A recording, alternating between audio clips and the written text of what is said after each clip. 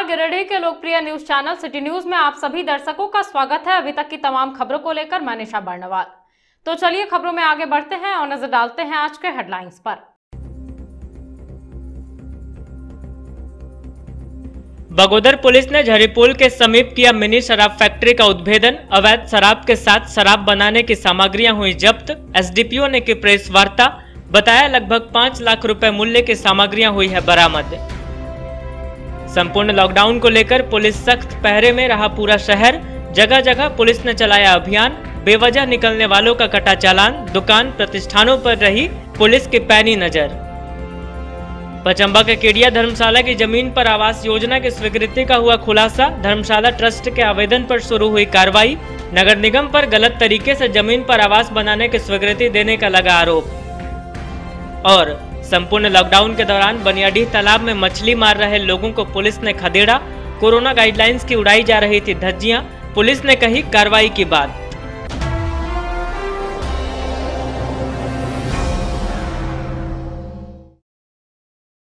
और अब खबरें विस्तार से।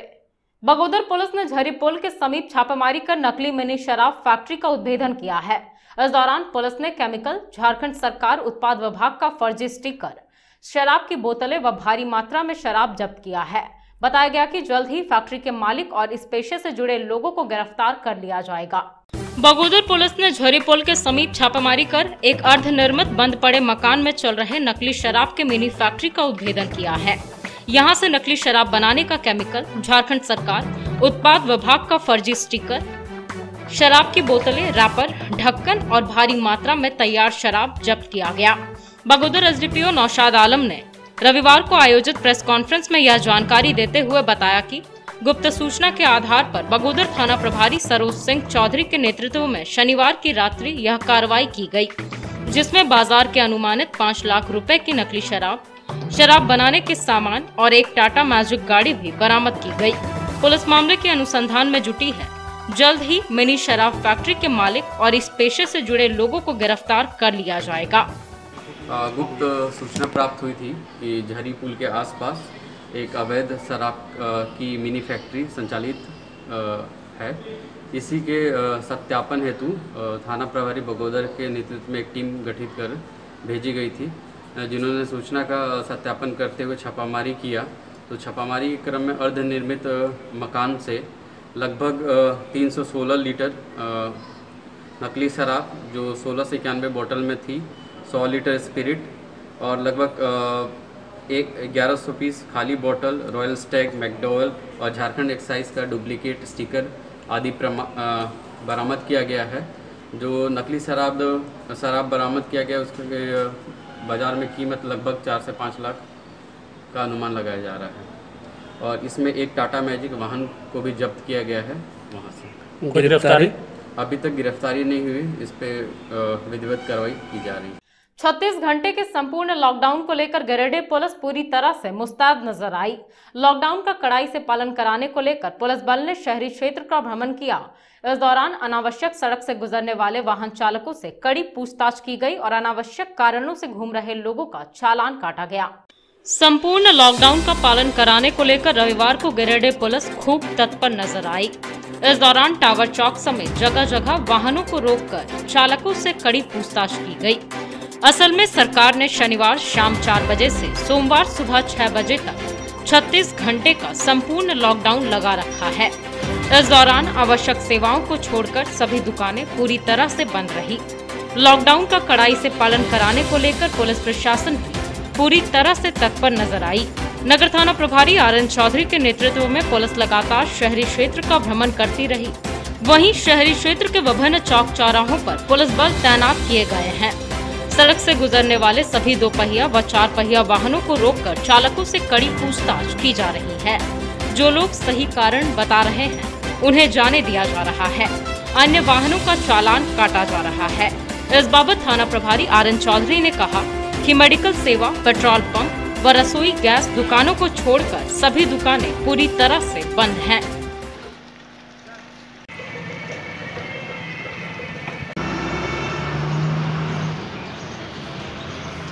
क्या बना के डालिएगा?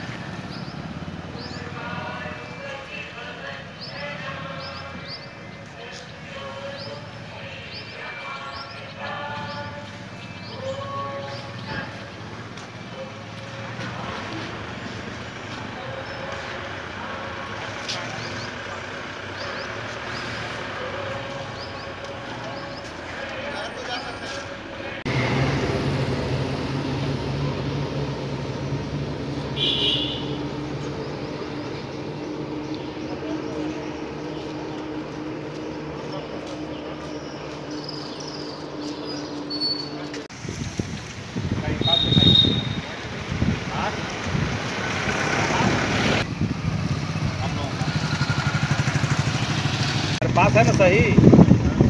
हाँ तो ठीक है, तब कहेंगे हर जगह चेकिंग है।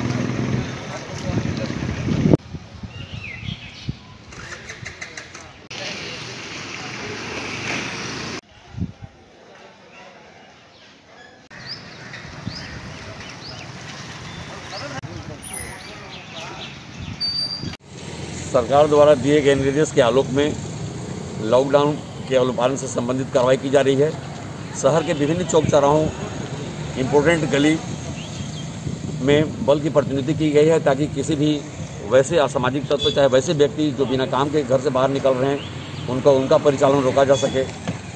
और वैसे व्यक्ति जो नहीं मान रहे हैं, अपने किए हैं, अपने वो घर से बाहर निकल कर इधर उधर घूम रहे हैं, उनको फाइन भी किया जा रहा है। बाकी सामान्य स्थिति है, लोगों से भी अपील की जा रही है। लोग मदद भी कर रहे हैं, आम लोग मदद भी कर रहे हैं और लोग घर में ही रह रहे हैं। अधिकांशतर लोग मेडिकल और गैस एजेंसी, पेट्रोल पंप के अलावा कुछ भी खुला नहीं है, सब कुछ बंद है, सब कुछ सामान्य है। पचंबा पुलिस ने रविवार को थाना क्षेत्र में फ्लैग मार्च किया और लोगों से सोमवार सुबह तक बेवजह बाहर नहीं निकलने की अपील की। बताया गया कि संपूर्ण लॉकडाउन को प्रभावी बनाने के उद्देश्य से फ्लैग मार्च किया गया है।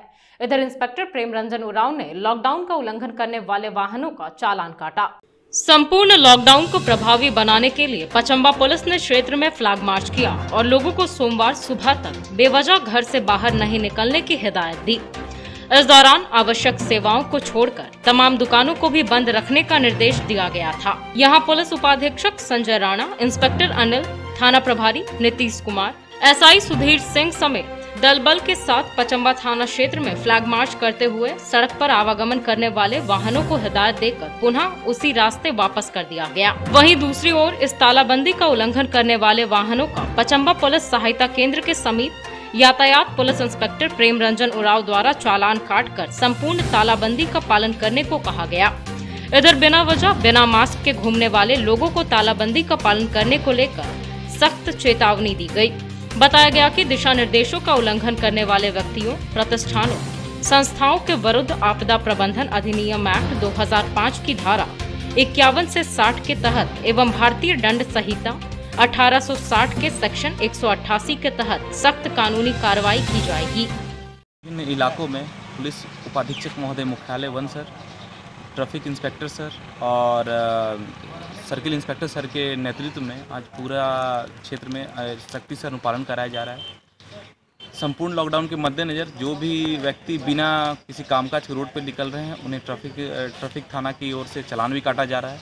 और आप लोग के माध्यम से मैं सभी गिरिडीह वासियों से अनुरोध करना चाहता हूँ कि कृपया घर से बाहर ना निकले, सरकार द्वारा जारी गाइडलाइंस का अनुपालन करें, घर में रहें, सुरक्षित रहें और हमें सब मिल करके इस कोरोना के जंग को हराना है, इस कोरोना महामारी को हराना है, इस जंग को जीत पानी है। राज्य सरकार के निर्देश के बाद पूरे राज्य में 36 घंटे का संपूर्ण लॉकडाउन लगाया गया है। इसके बावजूद मुफस्सिल थाना क्षेत्र के बनियाडीह स्थित तालाब में रविवार को मछली मारने के लिए लोगों की भारी भीड़ उमड़ पड़ी। हालांकि सूचना मिलने के बाद पुलिस की टीम मौके पर पहुंची और मौके से ग्रामीणों को खदेड़ा। मुफस्सिल थाना क्षेत्र के अंतर्गत बनियाडीह स्थित तालाब में रविवार को मछली मारने के लिए पहुंचे ग्रामीणों को पुलिस की टीम ने खदेड़ कर भगाया। दरअसल सरकार के निर्देश के बाद 36 घंटे का संपूर्ण लॉकडाउन शनिवार शाम से ही लागू हो गया था। इसके बावजूद रविवार को लॉकडाउन का उल्लंघन करते हुए तालाब के मेड़ पर भारी संख्या में लोगों का जुटान हुआ था। यहाँ तमाम लोग मछली मारने के लिए पहुंचे थे। इस दौरान सरकार के द्वारा जारी संपूर्ण लॉकडाउन के नियमों की जमकर धज्जियां उड़ाई जा रही थी। इसी सूचना पर मुफस्सिल थाना पुलिस ने मामले को गंभीरता से लिया और तुरंत ही मौके पर भारी संख्या में पुलिस बल पहुंची और तालाब में मछली मारने के लिए पहुंचे लोगों को खदेड़ कर भगाया। इस बाबत बताया गया कि गाइडलाइंस का उल्लंघन करने वालों पर कार्रवाई की जाएगी।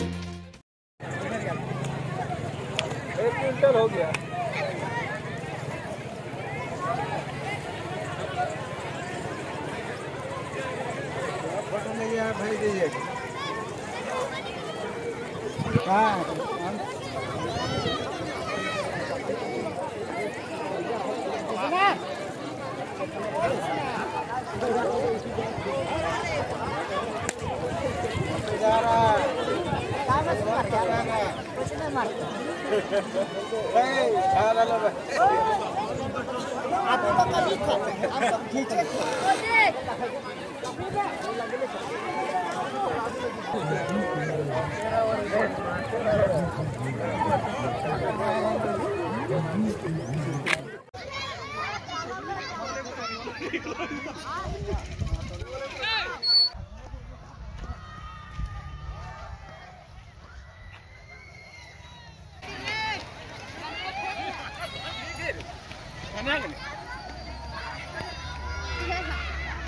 सूचना मिली थी सर, यहाँ पे क्या कार्रवाई की? तो हम लोग को सूचना मिला था कि बनियाड़ी तालाब में तो 500-600 की संख्या में आदमी इकट्ठा होके मछली मार रहा था। तो सूचना पाकर हम लोग थाना से लगभग 8-10 स्टाफ आए और सभी मछली मारने वाले खदेड़ा गया।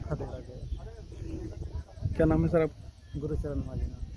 एक तरफ कोविड-19 को रोकने के लिए जिला प्रशासन केंद्र से लेकर के राज्य सरकार भी इसमें लगी हुई है, लेकिन यहाँ हमारे पंचायत में यह देखने जा रहा है कि लोग जागरूक नहीं हैं इस महामारी को फैलने में रोकने के लिए।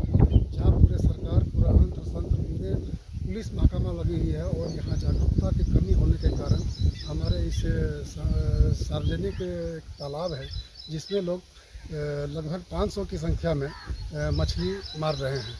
और जहाँ तक संक्रमण को रोकने में क्या ये लोग रोकने में मदद करेंगे और संक्रमण को बढ़ाने में एक निमंत्रण। जिले में लगातार टीकाकरण अभियान को लेकर डीसी ऑफिस से निर्देश जारी किया गया है। निर्देश के आलोक में टीकाकरण का कार्य विभिन्न केंद्रों पर युद्ध स्तर से चल रहा है और लोगों को कोरोना का टीका लगाया जा रहा है। उपायुक्त राहुल कुमार सिन्हा लगातार जिले भर में टीकाकरण अभियान को लेकर डीसी ऑफिस से निर्देश जारी कर रहे हैं। निर्देश के आलोक में सदर अस्पताल समेत जिले भर में टीकाकरण अभियान युद्ध स्तर पर जारी है। रविवार को भी टीकाकरण के लिए सदर अस्पताल में काफी लोग पहुंचे। इधर जिले के सभी प्रखंडों में संचालित टीका केंद्रों में लाभुकों की भारी संख्या नजर आई। टीका केंद्रों पर भारी संख्या में लोगों को जागरूक कर टीका लगाया जा रहा है। साथ ही सभी को टीका लगवाने के बाद भी कोविड अनुरूप व्यवहारों का उचित अनुपालन करने की सलाह दी जा रही है। सभी टीका केंद्रों पर सामाजिक दूरी का उचित अनुपालन किया जा रहा है। इस क्रम में 45+ के लाभुकों में काफी उत्साह देखने को मिल रहा है। बताया गया कि लक्षित लाभार्थियों को कोविड का टीका स्वास्थ्य विभाग द्वारा निर्धारित सरकारी टीका केंद्रों में निःशुल्क लगाया जा रहा है। 45+ के लाभुकों को ऑन द स्पॉट रजिस्ट्रेशन की सुविधा उपलब्ध कराई गई है, जिससे उन्हें टीका लेने में सहूलियत हो। साथ ही 18 वर्ष या उससे अधिक एवं 44 वर्ष की आयु को पूर्ण कर लिए लोगों को वैक्सीन दी जा रही है। लाभार्थी को अपने निकटतम स्वास्थ्य विभाग द्वारा चिन्हित कोविड वैक्सीनेशन सेंटर के चयन की सुविधा उपलब्ध कराई गई है।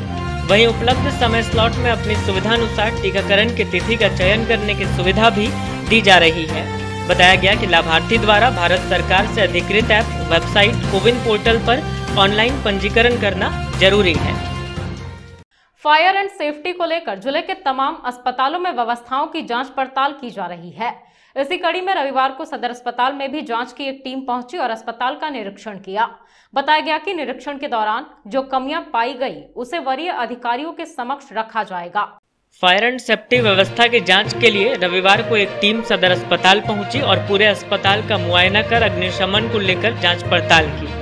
बताया गया कि फायर सेफ्टी को लेकर तमाम अस्पतालों में जांच पड़ताल शुरू की गई है। इसी कड़ी में सदर अस्पताल का निरीक्षण किया गया। बताया गया कि डीसी तथा एसडीओ के आदेशानुसार यह जांच जनवरी में किया जाना था, लेकिन लॉकडाउन के कारण उस वक्त नहीं हो पाया। अब सदर एसडीओ ने सारे हॉस्पिटल को नोटिस भेजकर अग्निशमन व्यवस्था को दुरुस्त करने का निर्देश दिया है। इसी को लेकर एग्जीक्यूटिव मजिस्ट्रेट ज्योति वंदना कुजूर के नेतृत्व में जांच शुरू की गई। इस टीम में अग्निशमक केंद्र के अभिषेक कुमार सिंह और श्रवण महतो भी शामिल हैं। इन सभी के द्वारा अस्पताल की जांच कर रिपोर्ट तैयार की गई। मौके पर यहां फायर सेफ्टी टैंक सही होने की बातें बताई गई, लेकिन यह भी कहा गया कि अस्पताल के चारों तरफ फायर ब्रिगेड की गाड़ी जाने की जगह नहीं है, पानी का टैंक नहीं है। वहीं सुरक्षा के लिहाज से यहाँ और भी कई खामियां हैं, जिसे ये वरीय अधिकारियों के समक्ष रखेंगे।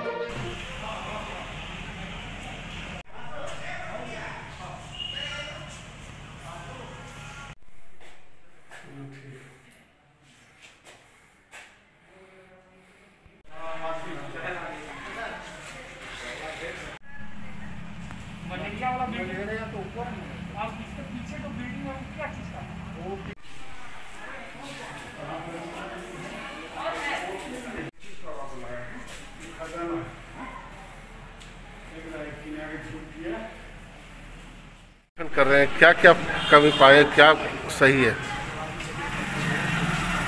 ये जनवरी महीना में डीसी साहब का एक निर्देश था कि सभी जितना गिरिडीह में सरकारी हॉस्पिटल या प्राइवेट हॉस्पिटल जितना भी है, सभी हॉस्पिटल में जैसे मानदंड के अनुसार अग्निशमन विभाग से जितना भी निर्देश है वो सभी लग जाना चाहिए। फायर एक्सटिंग्विशर, स्मोक डिटेक्टर या जो नॉर्म्स है, underground water tank, terrace water tank, जितना भी है नॉर्म्स उसके साथ सारा हो जाना चाहिए, जिससे कि कभी भी अचानक से आग लग जाए तो उस पर आग पर तुरंत काबू पाया जा सके।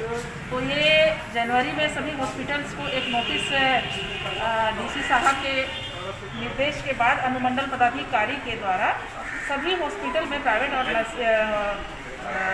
सरकारी हॉस्पिटल में एक नोटिस दिया गया था कि आग का जो भी कमी है उसमें सारा चीज़ लग जाना चाहिए। अग्निशमन विभाग से अनापत्ति प्रमाण पत्र या जो भी है सारा चीज़, फायर एक्सटिंग्विशर वो सब लग जाना चाहिए। और 30 दिन का ये अल्टीमेटम दिया गया। और उसके बाद ये जनवरी में नोटिस हुआ और कोविड-19 के चलते, कोरोना के चलते ये नहीं हो पाया हम लोग का दोबारा जांच।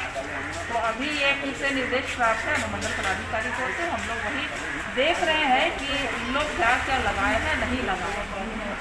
तो अभी तक में जैसे हम लोग जाँच किए तो कौशल हॉस्पिटल, सहयोग हॉस्पिटल और कंचन, नवजीवन का नहीं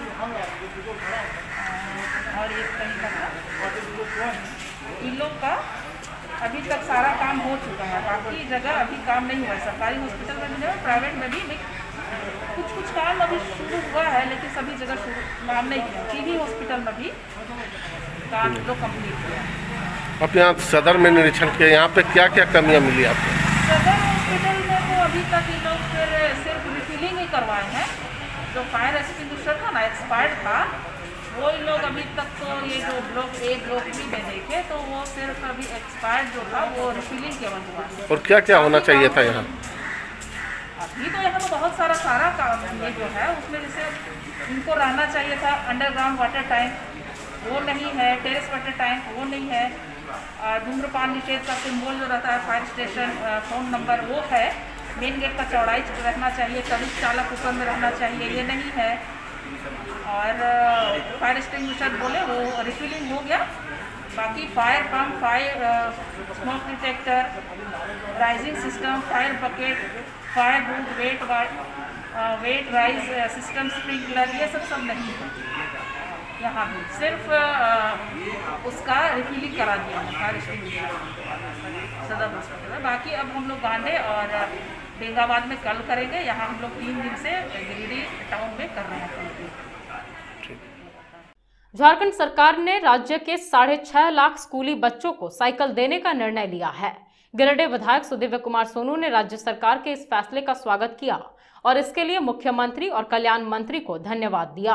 गिरिडीह विधायक सुदिव्य कुमार सोनू ने झारखंड सरकार द्वारा राज्य के 6.5 लाख स्कूली बच्चों को साइकिल देने के निर्णय का स्वागत किया है। साथ ही उन्होंने इसके लिए मुख्यमंत्री और कल्याण मंत्री को धन्यवाद भी दिया है।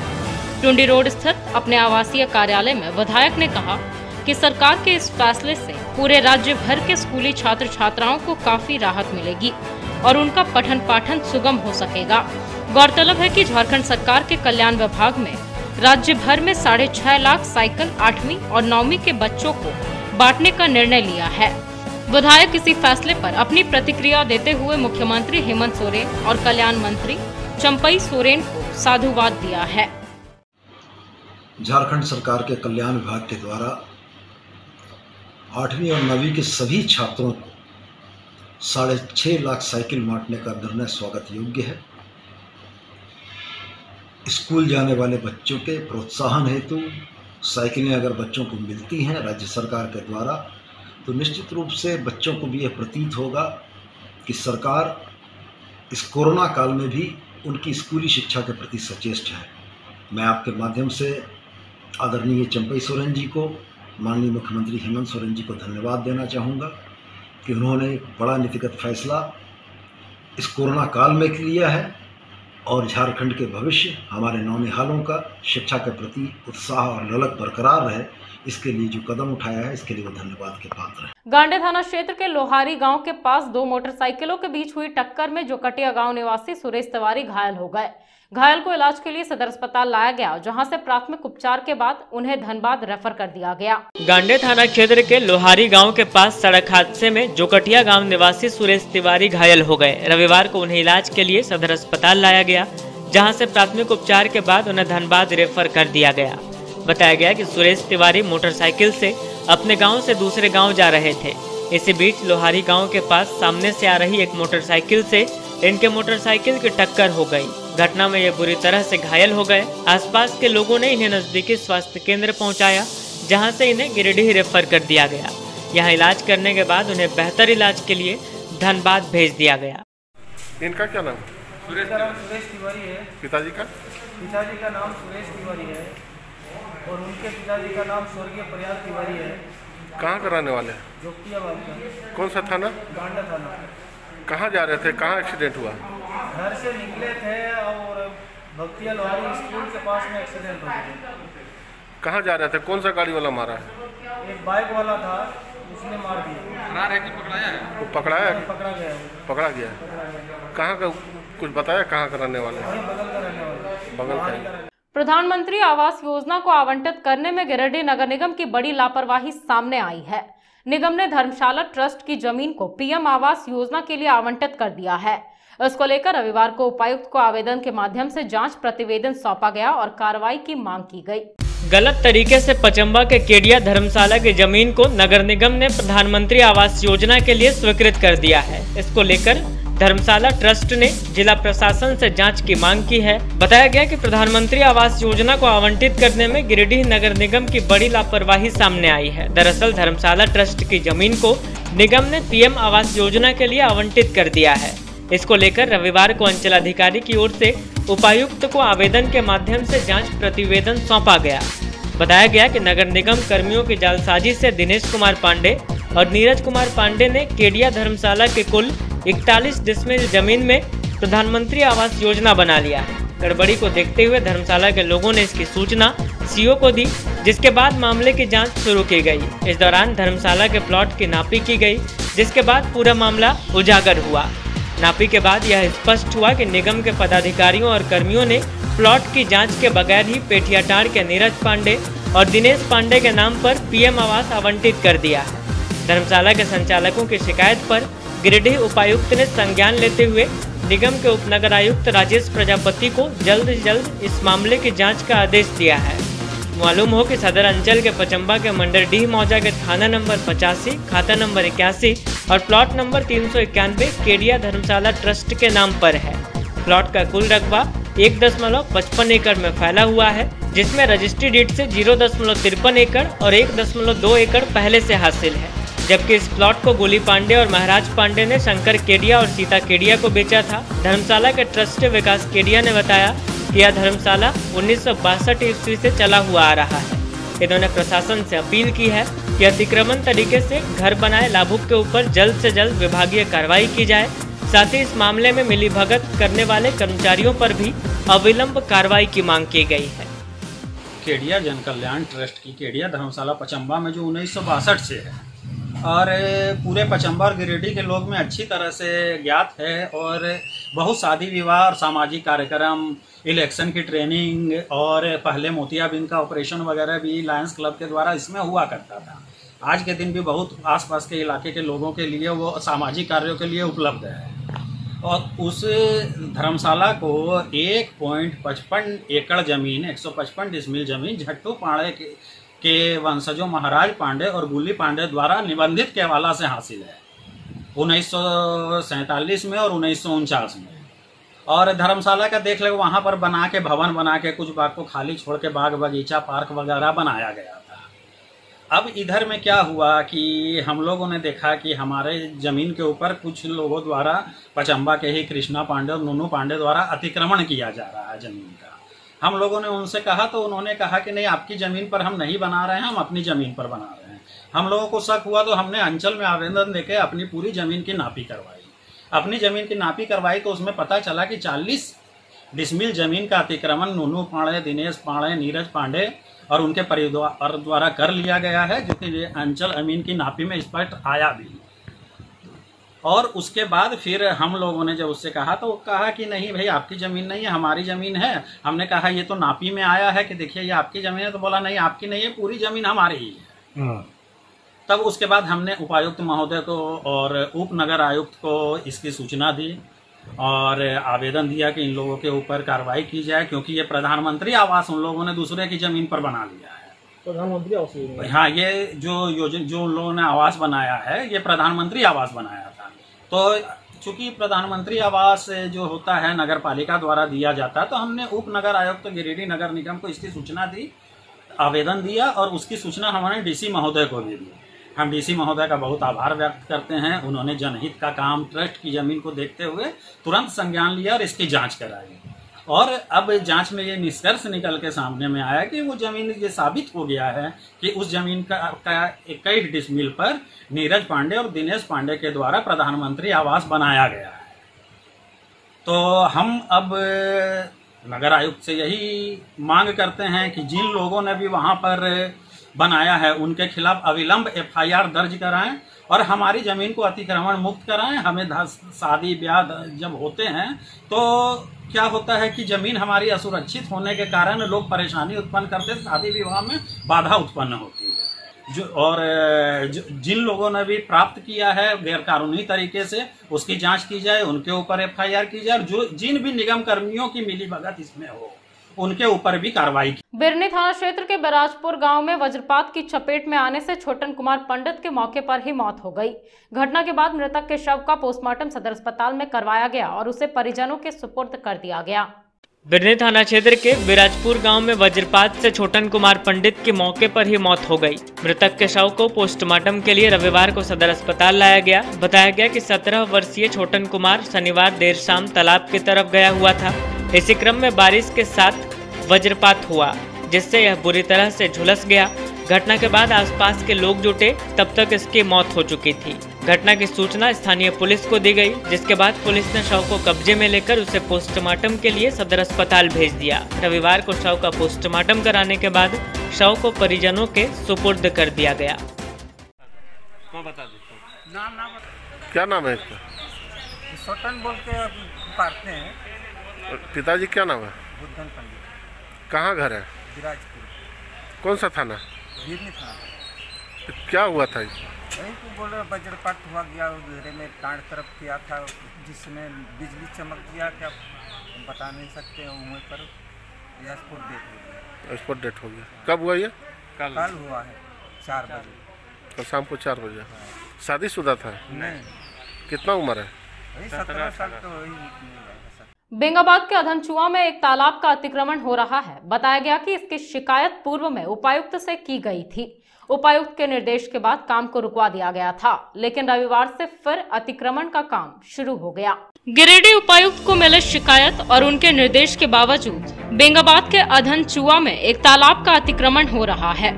हालांकि उपायुक्त के निर्देश के बाद काम को रोक दिया गया था, लेकिन रविवार से फिर वहां अतिक्रमण का काम शुरू हो गया। बताया गया कि 12 एकड़ के तालाब की जमीन को गांव के लोगों ने कब्जा करना प्रारंभ कर दिया है। बताया गया कि जबरदस्ती कुछ लोग दीवार देकर तालाब की जमीन को कब्जा कर रहे हैं। इस बाबत गांव वालों का कहना है कि कुछ दबंग किस्म के लोग अपनी दबंगई के बल पर इस तालाब को हथियाना चाहते हैं, जबकि इसी तालाब को लेकर पिछले 8 साल से विवाद चल रहा है। बताया गया कि पहले भी उपायुक्त और BDO को आवेदन दिया गया था, लेकिन अब तक कोई कार्रवाई नहीं हुई। इसी का फायदा उठाते हुए आज भूमाफिया लोगों ने ट्रैक्टर से जमीन पर जुताई का काम भी शुरू कर दिया। बताया गया कि इस तालाब को भरकर पूरे तालाब पर कब्जा कर लेने की योजना है, जिससे गांव वालों को पानी के लिए भारी परेशानियों का सामना करना पड़ेगा। मैं निर्मल वर्मा ग्राम अधनचुआ का रहने वाला हूँ। ये तालाब जमीन, सरकारी जमीन जो है वो 1 एकड़ 95 डिसमिल के लमसम में है। ये जो है सो बहुत पूर्व से अतिक्रमण किया जा रहा था। इसके लिए हमने आवेदन उपायुक्त महोदय को बहुत पूर्व में दे चुका हूँ और उसमें जो है सो उपायुक्त महोदय के आधार आवेदन के अवलोक में उसको खाली करने का निर्देश भी जारी कर दिया गया था, लेकिन न जाने किस कारण से आज तक वो पेंडिंग पड़ा हुआ है और अभी तक हमारे पास वो कॉपी है जो मैं प्रस्तुत कर सकता हूँ। दूसरी चीज़ है कि अब ये इस तरह हालत हो गया है कि अब चारों तरफ जो है सो लोग अतिक्रमण कर रहे हैं, और यहाँ अगर इसको मुक्त नहीं कराया गया तो इन लोग आपस में ही हम लोग जो सो विवाद हो करके हम लोग उलझ करके आज हल भी चल गया इसके ऊपर में। इसलिए सरकार से निवेदन है, आग्रह है कि उसको जो सो सरकारी ज़मीन को मुक्त कराया जाए और इसको यहाँ तक तालाब को मैंने जो सो जीर्णोद्धार किया जाए, जिससे हम लोग को खेती वगैरह के लिए सुविधा हो और यहाँ बाल बच्चा के लिए जानवर पानी वगैरह पीने के लिए सुविधा। सारे तालाब जो है ये अधनचुआ का, ये जितना सर्वे में है वो ये चीज़ जहाँ तक है वो सरकार का उचित बनता है कि उस चीज़ को नाप के और वो चीज़ जैसा था वैसा ला के रख देना। आपस में क्या है, जैसा जो मोमेंट अभी देख रहे हैं कि कोई इधर जोता हुआ है कोई इधर जोता हुआ है, आपस में गांव वाला लुलझ के मर जाएगा और झगड़ा झाटी बहुत कुछ हो जाएगा। इस चीज़ को सरकार थोड़ा सा उचित। वार्ड नंबर 33-34 में नगर निगम द्वारा रोड निर्माण का कार्य चल रहा है। निर्माण कार्य में गुणवत्ता पर ध्यान नहीं देने का आरोप लग रहा है। इस बाबत माले नेताओं ने निर्माण कार्य का जायजा लिया और कहा कि अगर काम ठीक तरीके से नहीं हुआ तो धरना प्रदर्शन किया जाएगा। निगम क्षेत्र के बरवाडीह के नीचे के कोयलांचल क्षेत्र में बन रहे सड़क निर्माण कार्य में अनियमितता का आरोप भाकपा माले नेताओं ने लगाया है। रविवार को माले नेता राजेश सिन्हा अपनी टीम के साथ निर्माण कार्य स्थल का निरीक्षण किए और गुणवत्ता पर सवाल उठाया।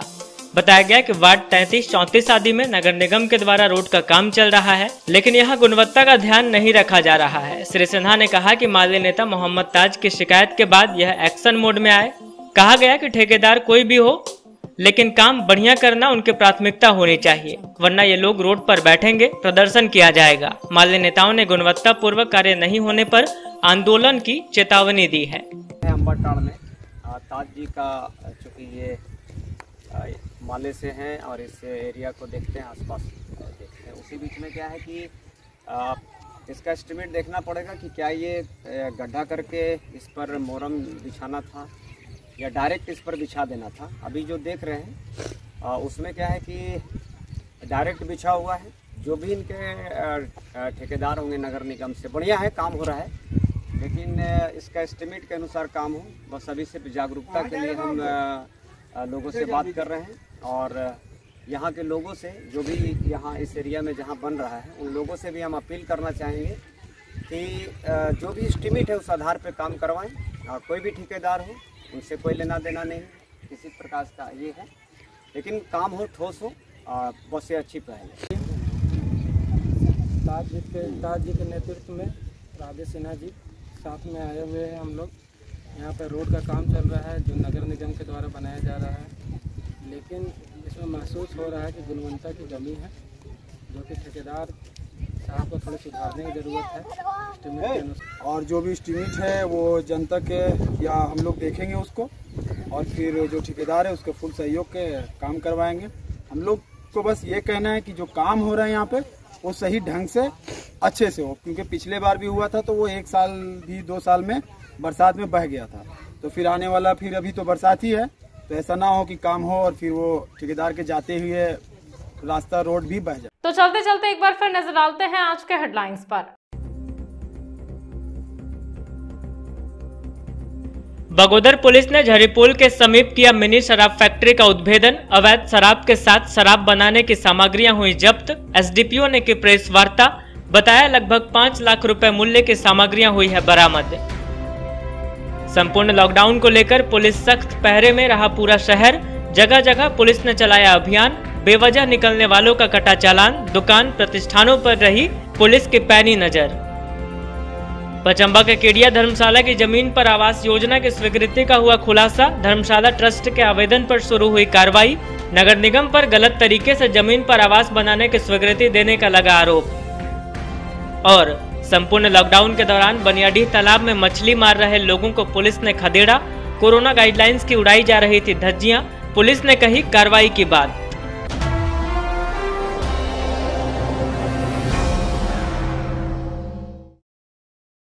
तो दर्शकों, ये था हमारा आज का न्यूज अंक। आज के अंक में बस इतना ही। कल फिर होगी मुलाकात कुछ अन्य खबरों के साथ। तब तक के लिए दीजिए मुझे और मेरी पूरी टीम को इजाजत। नमस्कार।